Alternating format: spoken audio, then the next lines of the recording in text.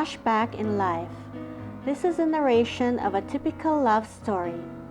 Only this one circled around the Philippines from north to south, to the east and to the west. Just like the proverb that says, "You may fly to the north, fly to the south, fly to the east and fly to the west, but always you will land to whom you love best." In August 1958, a young student from the University of the Philippines accepted an invitation of a classmate to do his research work for his thesis for his baccalaureate in the latter's home province up in the northern Philippines, and likewise be taken in as a lecturer in a newly opened School of Fisheries. Apari, Cagayan was a leading port in the north in the old days. This young man is from Pasig City. His name is Junior. After some time in the new place, he gained acquaintances and met Margie, a townmate and a municipal nurse. She was busy then promoting the sale of tickets for the Ladies Association's New Year's Ball. In the New Year Ball of 1958, Junior was introduced to Olga, the lone daughter of Margie's landlady. Olga was on a vacation as a pharmacy student in the University of Santo Tomas in Manila. The first dance of Junior and Olga happened in the New Year's Ball, and probably Cupid shot his arrow and hit his target. Both were enchanted in their first encounter. From then on, whenever Olga was on vacation in her hometown, Junior was invited to join them in their outings, like picnics along the beach or excursions among the farms. The two became very acquainted to each other. However, their intimacy was abruptly interrupted in the summer of 1959. Junior bade Olga and the rest goodbye. He returned to UP to complete his studies. Their contact then stopped and everything was buried in oblivion. In 1961, 2 years after Junior left, he accidentally met Eleanor, a cousin of Olga, in a social event in UP.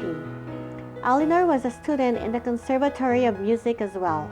She is now a multi-awarded prima donna and founder of Opera Mississauga City Musical Productions and Fiesta Filipina Dance Troupe.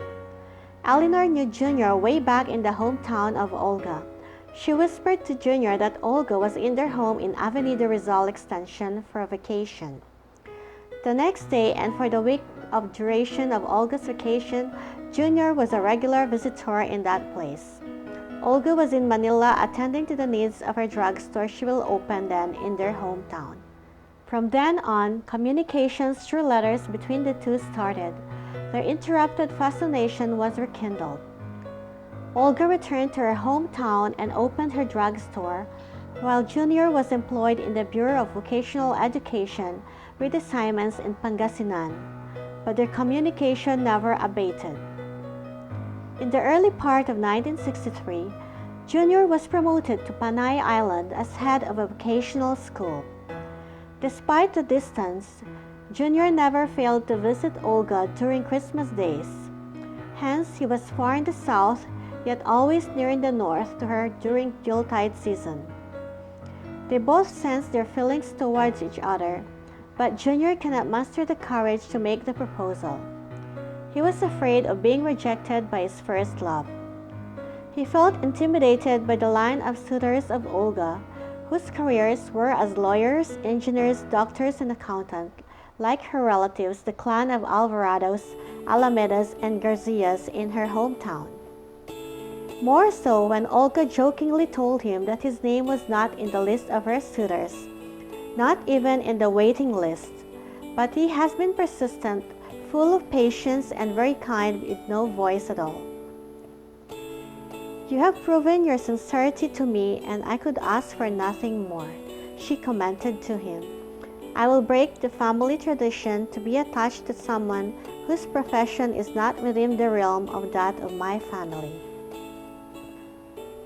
And so in the latter part of 1963, after 5 years of wooing her, he made the proposal to marry her in the presence of her parents. She even told him, "My father is a lawyer, a notary public." He coordinated with Margie, your town mate, and researched your family background in your hometown, because you are not from our place and we are not sure of who you really are. Margie found out that you are the secretary of the Christian Youth Association in your parish, single and belonging to an upright family. Her findings in your community are all acceptable to us. Finally, their wedding took place today, January 25, 1964, 50 years ago, and were blessed with 5 children.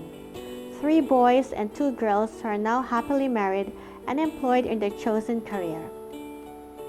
Giselle works as a registered nurse, Vanessa as a pharmacist and operator of her own drugstore.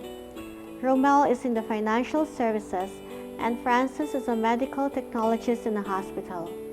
Omar, the youngest, is an economist and still single.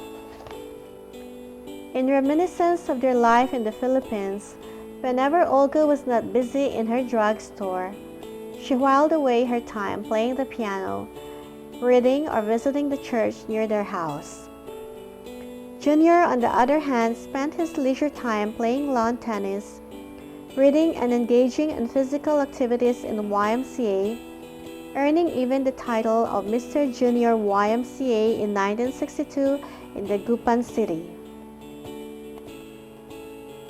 Soon after marriage, Junior worked for his transfer of work in Cagayan to be near Olga. This proved not a formidable task for him, being the 4th placer in the technologist examination of the Civil Service Commission. As a transferee, Junior was taken in as enabler of fishery projects in Cagayan Valley in the Philippine Fisheries Commission, now called Bureau of Fisheries and Aquatic Resources.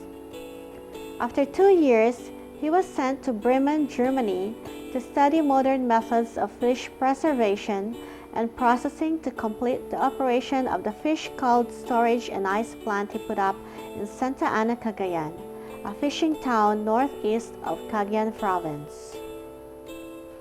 In 1972, he was chosen to study in the Executive Developmental Academy of the Philippines in Tagaytay City. He was the youngest executive in the academy. Most of his classmates were contemporary of his father, a superintendent in the Department of Education. Majority of his classmates were assistant secretaries of the cabinet and bureau directors, all veteran executives with ample wisdom. But he proved his mettle in some way. In sports, he became their lawn tennis champion. Upon graduation from the academy, he was appointed as a regional director for Cagayan Valley. Assessing the fisheries potential of Cagayan Valley, he initiated the collection of elvers, which are baby eels from Cagayan River, and its culture for possible export, creating a novel industry. Again in 1980, he was given a scholarship for a postgraduate study in Master of Government Management in Manila. In 1982, he was transferred to Manila head office and tapped as manager for the project Operation Tawi-Tawi. He was assigned a fishing vessel with a freezer to train rebel returnees in the art of fishing as a source of livelihood and provide a market for their catch. After completion of the project, he was appointed director of the National Capital Region. He then put up his residence in Makati near the house of his parents. In 1990, 4 of his children graduated from college. 2 of them passed the Board of Licensure and Unemployment. On the other hand, his sister, a professor in the University of Toronto, and her husband, a lawyer and manager of an investment office, proposed an idea that they could be better off if they will work in Toronto. In November 1991, the whole family, 7 of them, arrived in Toronto, and with the help of relatives and friends, were able to weather all the challenges on their way until they have adjusted fully to the culture in Toronto. They are all here now with us with their 8 grandchildren.